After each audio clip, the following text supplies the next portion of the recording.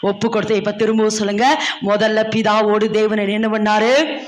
ஒப்புரவாக்கிட்டு அதோட என்ன நிறுத்தல. திரும்பவும் சொல்றேன், ஒப்புரவாக்குற ஊழியத்தை எல்லார்ட்டையும் தேவன் கொடுக்கும்ல.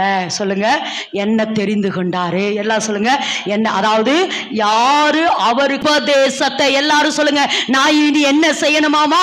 ஒப்புரவாக்குற உபதேசம். சொல்லுங்க, நான் இனி தேசத்துல என்ன செய்யணும்னா ஒப்புரவாக்குற உபதேசத்தை இந்த ஊழியத்துல நான் பிரீச் பண்ணணும். எதுங்க ஒப்புரவாக்குற உபதேசம்? எதுங்க ஒப்புரவாக்குற உபதேசம்? அதுதான் சுவிசேஷம். ஒப்புரவாக்குற உபதேசம் என்னன்னா, இப்ப என்ன தேவன் மன்னிச்சுட்டாரு, என்ன செஞ்சுட்டாரு? என்ன தேவன் மன்னிச்சுட்டாரு.